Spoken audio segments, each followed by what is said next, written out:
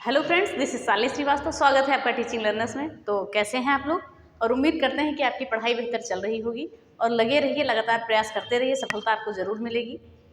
और हम इस समय पढ़ रहे हैं आपका हिंदी साहित्य। आप देख रहे होंगे तो हिंदी साहित्य को हमने बताया था कि 4 कालक्रमों में बांटा गया है, जिसमें से आपका पहला क्या था? आदिकाल था, दूसरा भक्ति था, तीसरा रीतिकाल था और चौथा यह था आपका आधुनिक काल। तो आज हम आधुनिक काल की लास्ट वीडियो पढ़ रहे हैं, यानी कि हिंदी साहित्य का कालक्रम आपका आज समाप्त हो जाएगा।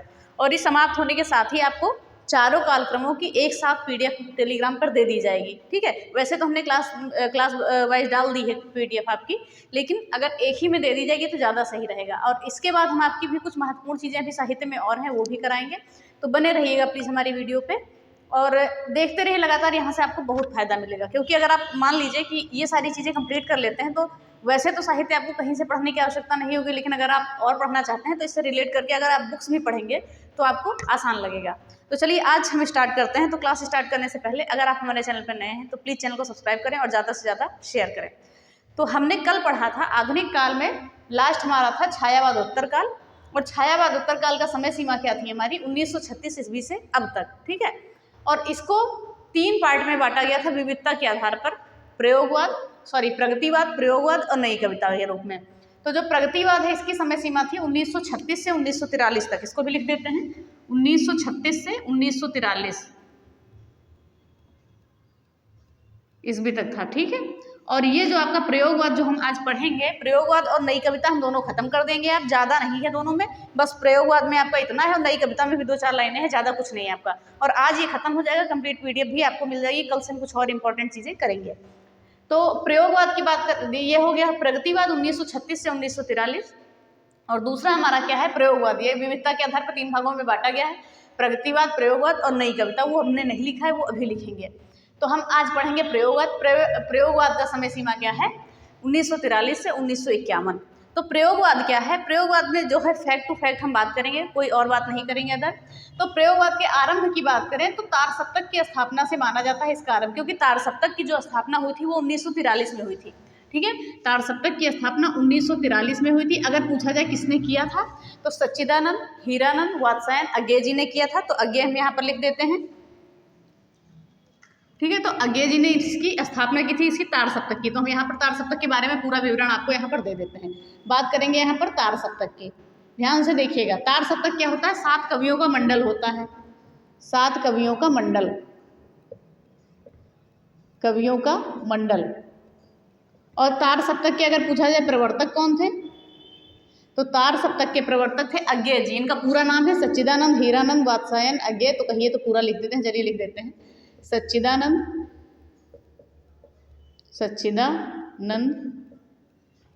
हीरानंद, वात्स्यायन, अज्ञेय। ये इनका क्या था? पूरा नाम था। और अगर अज्ञेय कभी कभी दे देता है और इनका पूरा नाम पूछता है तो ये चीज़ आप देख लीजिएगा, तो कभी कभी आपका पूरा नाम भी पूछ लिया जाता है। तो हम बात करेंगे अज्ञेय जी की। तो ये था तार सप्तक, 7 कवियों का मंडल माना जाता है, 7 कवियों का एक समूह होता है। और इसके प्रवर्तक अज्ञेय जी थे, सच्चिदानंद, हीरानंद, वात्स्यायन, अज्ञेय थे। और तार सप्तक की स्थापना पूछा जाए तो 1943 में हुई थी। ठीक है, तार सप्तक की स्थापना कब हुई थी? 1943 में हुई थी। यानी कि यहाँ से प्रयोगवाद आपका आरंभ हो गया था। इसीलिए कहा गया है कि प्रयोगवाद का आरंभ जो है तार सप्तक से हुआ है, तार सप्तक की स्थापना के समय से हुआ है। तो ये चीज़ याद रखिएगा। तो तार सप्तक जो है 1943 में, पहला तार सप्तक की स्थापना किसने की? अज्ञेय जी ने की, और ये प्रवर्तक थे। और दूसरा तार सप्तक कब आया? 1951 में आया। ये समय भी याद रखिएगा, 1951 में आया। तीसरा आया 1959 में शायद आया था। तीसरा आया था आपको 1959 में और चौथा आया था 1979 में, 1979 में। तो ये समय आप याद रखिएगा। तार सप्तक का ये वो जो है आया था, उसका समय वर्ष है। तो 1943 में स्थापना है, उसके बाद 1951 में आया, फिर 59 में आया, फिर 79 में आया। तो ये चीज़ें याद रखिएगा। तो आई होप आपको तार सप्तक के बारे में पता चल गया कि प्रयोगवाद का आरंभ तार सप्तक की स्थापना से हुआ है। और तार सप्तक क्या होता है? तार सप्तक होता है 7 कवियों का मंडल होता है। तार सप्तक के प्रवर्तक कौन थे? सच्चिदानंद, हीरानंद, वात्स्यायन, अज्ञेय जी थे। और हम बात करेंगे यहाँ पर कि पहला तार सप्तक कब 1943 में आया था, जहाँ से हम प्रयोगवाद की स्थापना मानते हैं, प्रयोगवाद की शुरुआत मानते हैं। उसके बाद 1951, फिर 59, फिर 79। तो ये समय भी याद रखिएगा, ये चीज़ें नोट कर लीजिएगा, फिर नहीं नोट करिएगा, आपको पीडीएफ में मिल जाएंगी चीज़ें। ठीक है, तो चलिए हम ये चीज़ें देख लिए, फिर हम आगे देखते हैं। बात किया गया है प्रयोगवाद शब्द का प्रयोग पहली बार किसने किया था। प्रयोगवाद शब्द का प्रयोग प्रथम बार किसने किया था, तो नंद दुलारे वाजपेयी जी ने किया था। ये भी इम्पॉर्टेंट है, आपका पूछा जा सकता है। तो प्रयोगवाद शब्द का सबसे पहले प्रयोग किया था नंद दुलारे वाजपेयी जी ने। और जो प्रयोगवाद है उसे शैलीगत विद्रोह किसने कहा है, डॉक्टर नागेंद्र ने कहा है। और बैठे ठाले की धंधा कहा है नंद दुलारे वाजपेयी ने। बैठे ठाले की धंधा किसने कहा है, नंद दुलारे वाजपेयी ने। तो इसको भी आप याद रखेंगे। तो ये चीज़ें इंपॉर्टेंट है। और जो ये प्रयोगवाद है ये फ्रायड के दर्शन से प्रभावित था। फ्रायड को जानते हैं, अगर आपने बीएड बीटीसी या कुछ भी किया है तो फ्रायड एक थे मनोवैज्ञानिक थे, तो इनके बारे में आप जानते होंगे। ठीक है, सिगमंड फ्रायड। तो ये चीज़ें थी। तो एक बार और देख लेते हैं। प्रयोगवाद का आरंभ ताड़सप्तक की स्थापना से माना जाता है। बात करेंगे कि प्रयोगवाद शब्द का सबसे पहले प्रयोग किसने किया था, नंद दुलारे वाजपेयी जी ने किया था। और शैलीगत विद्रोह किसने कहा था प्रयोगवाद को, तो कहा था डॉक्टर नागेंद्र ने। और बैठे ठाले की धंधा कहा था नंद दुलारे वाजपेयी ने। और जो प्रयोगवाद था ये फ्रायड के दर्शन से प्रभावित था। तो ये चीज़ें भी याद रखिएगा, ये इंपॉर्टेंट बनेगी। बस इसमें इतना ही था। अब आपको रचना और रचनाकार पढ़ना है, बाकी कुछ भी इसमें नहीं पढ़ना, एक्स्ट्रा चीज़ें आपको देखनी ही नहीं है। और देखिए एक चीज़ और देखिएगा कि अभी तक हम जो चीज़ें पढ़ते आए हैं सभी काव्य की चीज़ें पढ़ते आए हैं। और अब जो हम रचनाएं इस वीडियो के बाद यानी कल से जो स्टार्ट करेंगे तो वो हम करेंगे गद्य की चीज़ें स्टार्ट करेंगे। ठीक है, तो ये चीज़ आप याद रखिएगा। अब देखते हैं आगे हम कुछ रचनाएं हैं, रचनाकार हैं। तो पहली रचना क्या है आपकी, अंधेरे में, ब्रह्मराक्षस, चांद का मुंह टेढ़ा, कई बार पूछी जा चुकी है ये रचना आपकी। चांद का मुंह टेढ़ा इंपॉर्टेंट है आपकी। भूरी भूरी खाक धूल में, खाक धूल है। तो ये रचना है गजानंद माधव मुक्तिबोध जी की। कौन कौन सी रचनाएं हैं, अंधेरे में, ब्रह्मराक्षस कहाँ रहता है, अंधेरे में रहता है, चांद का मुंह टेढ़ा, भूरी भूरी खाक धूल। तो इसमें ट्रिक नहीं बना रहे हैं क्योंकि ज़्यादा ट्रिक बनाएंगे तो आप भूल जाएंगे, तो कोई बात नहीं है। बस जो चीज़ें हैं आप याद रखिए इसको, यहाँ से रचनाएं आपकी आती हैं एग्जाम में। तो हम बात कर सकते हैं कि अगर आप बनाना चाहें तो बना सकते हैं कि अंधेरे में भूरी भूरी धूल थी और वहाँ पर ब्रह्मराक्षस ने क्या देखा कि चांद का मुंह टेढ़ा है और फिर भगवान ने उसे क्या की, मुक्ति दे दी। तो ऐसे कह सकते हैं, नहीं तो कोई बनाने की जरूरत नहीं है वैसे। चलिए एक बार और देख लेते हैं। अंधेरे में ब्रह्मराक्षस, चांद का मुंह टेढ़ा है, कई बार पूछा गया है, ये रचना मत भूलिएगा। और अंधेरे में भी इंपॉर्टेंट है आपकी। और भूरी भूरी खाक धूल है, ये किसकी है, गजानंद माधव मुक्तिबोध की है। इंपॉर्टेंट रचनाएं हैं, याद रखिएगा। फिर आगे हम बात करेंगे अकाल में सारस, बाघ, अभी बिल्कुल अभी, ये है केदारनाथ सिंह की रचना। ठीक है, इसको भी याद रखिएगा। अकाल में सारस, बाघ, अभी बिल्कुल अभी। और एक दो ये किसकी है, केदारनाथ सिंह की है। और एक है गीत फरोश, ये भवानी प्रसाद मिश्र की, ये भी याद रखिएगा। गीत फरोश किसकी है, भवानी प्रसाद मिश्र की। यहाँ पर आपको रचनाकारों के नाम भी और रचनाओं के नाम भी याद रखना जरूरी है, क्योंकि पूछ लेगा कि अगर नाम दे देते हैं कि ये किस काल के कवि हैं तो आपको बताना पड़ेगा, चाहे उदोत्तर काल के कवि हैं, ऐसे पूछेगा, एक एक का नहीं पूछेगा प्रयोगवाद प्रगतिवाद का। तो ऐसे याद रखिएगा। तो हमने क्या देखा, अकाल में सारस, बाघ, अभी बिल्कुल अभी, ये किसकी है, केदारनाथ सिंह की है। और गीत फरोश किसकी है, भवानी प्रसाद मिश्र की है। इंपॉर्टेंट रचनाएं हैं, याद रखिएगा। फिर आगे हम बात करते हैं, सबसे ज़्यादा इंपॉर्टेंट अज्ञेय जी बन जाते हैं यहाँ पर। कितनी नावों में कितनी बार, बहुत बार पूछा गया है, पता नहीं कितनी बार पूछा गया है। कितनी नावों में कितनी बार, हरी घास पर क्षण भर, आंगन के पार द्वार, ठीक है, और नदी के द्वीप, और कलगी बाजरे की। ये सारी रचनाएं जो हैं ये कई बार पूछी गई हैं, तो आपको अच्छे से याद रखना है इनकी रचनाएं कौन कौन सी हैं। कितनी नावों में कितनी बार, हरी घास पर क्षण भर, आंगन के पार द्वार, बावरा अहेरी, असाध्य वीणा, नदी के द्वीप, और कलगी बाजरे की। ये किसकी रचना है, अज्ञेय जी की। अज्ञेय जी का हमने पूरा नाम बता दिया है, सच्चिदानंद हीरानंद वात्सायन अज्ञेय। तो याद रखिएगा, पूछा गया है क्वेश्चन ये, इसीलिए बार बार कह रहे हैं कि आपको चीज़ें याद हो जाएं। तो एक बार और इनकी रचनाओं को देख लेते हैं, इनकी रचनाएं बहुत जरूरी हैं। कितनी नावों में कितनी बार, हरी घास पर क्षण भर, आंगन के पार द्वार, बावरा अहेरी। अहेरी जानते हैं क्या होता है, बावरा अहेरी, अहेरी मुसाफिर को बोलते हैं, ये याद रखिएगा। अगर कहीं पूछ लेता है मीनिंग में तो आपका अहेरी बोलते हैं मुसाफिर को। तो ये भी चीज़ें, बावरा अहेरी, और असाध्य वीणा, नदी के द्वीप, और कलगी जो है बाजरे की। तो ये चीज़ें हो गई अज्ञेय जी की, आप जान गए। फिर आगे एक रचना आती है साये में धूप, ये किसकी रचना है, दुष्यंत कुमार की। साये में धूप, ये रचना है दुष्यंत कुमार की। और दुष्यंत कुमार को हिंदी गजल का सम्राट कहा जाता है, हिंदी गजल का सम्राट, हिंदी गजल का सम्राट। तो ये हो गया आपका प्रयोगवाद, यहाँ पर समाप्त हो जाता है। अब हम पढ़ते हैं नई कविता, सॉरी प्रयोगवाद हमने बोल दिया, हाँ प्रयोगवाद। और हम करते हैं नई कविता मात्र 4 लाइनों में, बस खत्म, आपका चारों काल खत्म हो जाएगा हिंदी साहित्य का। फिर हम कुछ और चीज़ें पढ़ेंगे, तो वो चीज़ें आपको एक PDF में मिल जाएंगी और अच्छे से आप नोट करिएगा, PDF निकलवाएगा, जैसे भी पढ़ना है पढ़िएगा, लेकिन पढ़िएगा। चीज़ें बहुत ही इंपॉर्टेंट है, बहुत ही क्रम से आपको दी गई है, जो आपको कहीं नहीं मिलेंगी, ये आप देख लीजिए एक बार। अगर आप नहीं विश्वास करना चाहते हैं तो प्लीज़ एक बार आप पूरे YouTube पे खंगाल लीजिए कहीं भी, अगर सीक्वेंस में इतना बढ़िया से अगर किसी ने पढ़ाया होगा तो बताइएगा। हो सकता है कहीं 1-2 लोगों ने पढ़ाया हो, लेकिन बहुत कम ही आपको मिलेगा कहीं, अगर मिलेगा तो, कह नहीं सकते वैसे कि मिलेगा। तो ये चीज़ याद रखिएगा। तो साये में धूप, दुष्यंत कुमार, हिंदी गज़ल का सम्राट, तो ये सीक्वेंस है, ये मेहनत की थोड़ी सी कद्र करिए और लगातार पढ़ते रहिए, हमारे साथ बने रहिए। अब चलिए ये चीज़ें हो गई, प्रयोगवाद हो गया।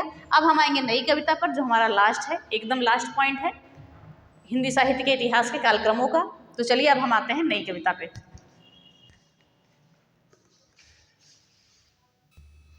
चलिए अब हम देख लेते हैं नई कविता का, ठीक है। तो नई कविता की जो समय सीमा हमने नहीं लिखी है, लिख देते हैं 1951 से अब तक, यानी कि चली आ रही है, इसके बाद कोई काल नहीं आया है, 1951 ईस्वी से अब तक।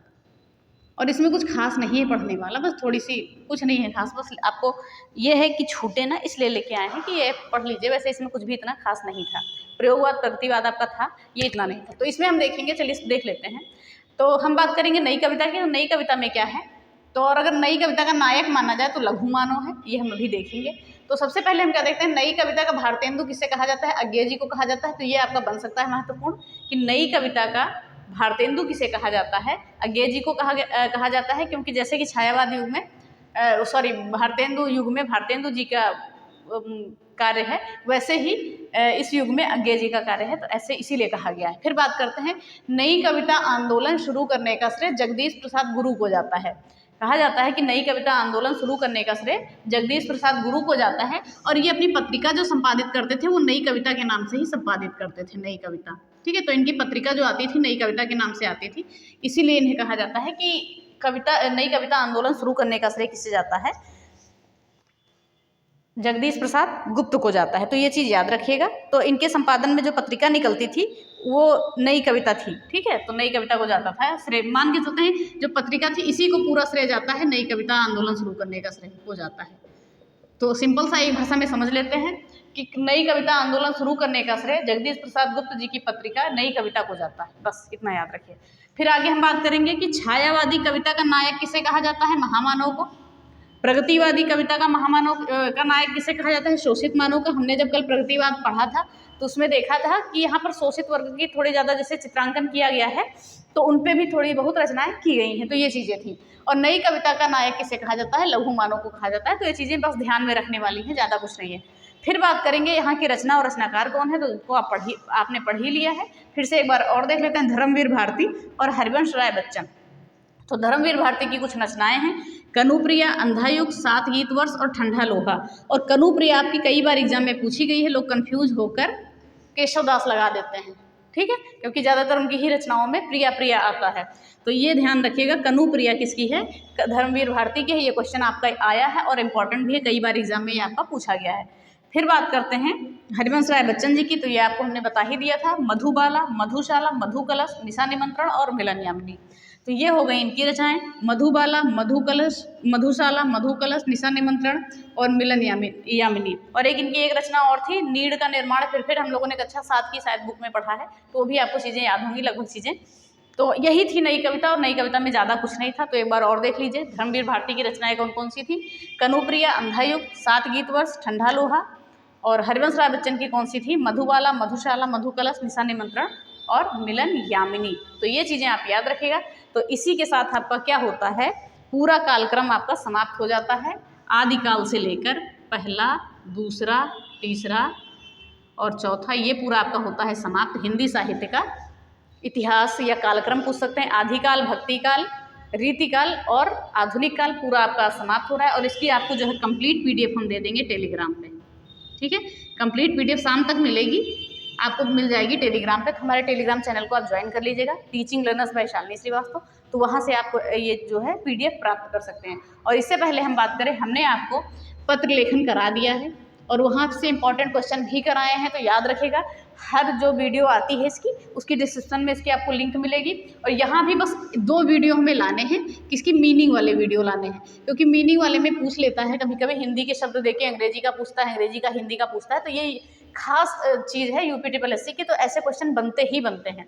और व्याकरण आपकी जो चैप्टर नहीं हुए हैं, जैसे छंद है, रस है, ये चीज़ें नहीं हुई, ये चीज़ें कराएंगे, बाकी जो हो गई हैं वो करिए। और बहुत बेहतर तरीके से पढ़ाया गया है।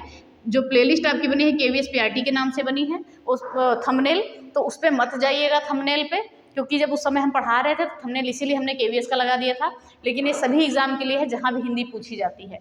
और बात करें हिंदी साहित्य में आपका लगभग कालक्रम खत्म हो गया है। इसके बाद हम कुछ रचनाओं को जानेंगे कि नाटक कौन सा है, कहानी कौन सी है, कविता कौन सी है, ऐसे ऐसे क्वेश्चन आपके बनते हैं, तो उन चीज़ों को जानेंगे। फिर हम पढ़ेंगे भाषा को, कि उत्तर प्रदेश की भाषाएं, भारत में कितनी भाषाएं, सबका विकास कैसे हो, सारी चीज़ों को हम पढ़ेंगे। तो ये सारा हो गया आपका कंप्लीट हो गया हिंदी साहित्य का कालक्रम। हमने आज गद्य काल खत्म कर लिया, कल से हम कुछ और इम्पोर्टेंट लाएंगे, और बेहतर तरीके से छोटे वीडियो में हमने बहुत सारी चीज़ों को कवर किया है। तो हो गई ये वीडियो आपकी, ठीक है। और इसी के साथ ये क्लास खत्म होती है। अगर पसंद आएगी तो प्लीज़ बताइएगा और ज़्यादा से ज़्यादा शेयर करिए, और हम आपके लिए कुछ ना कुछ बेहतर करने की ही कोशिश करेंगे। तो प्लीज़ हमारे साथ बने रहें और वीडियो को लाइक करें, शेयर करें, चैनल को सब्सक्राइब करें, बेल आइकन दबाना ना भूलें। धन्यवाद, जय हिंद।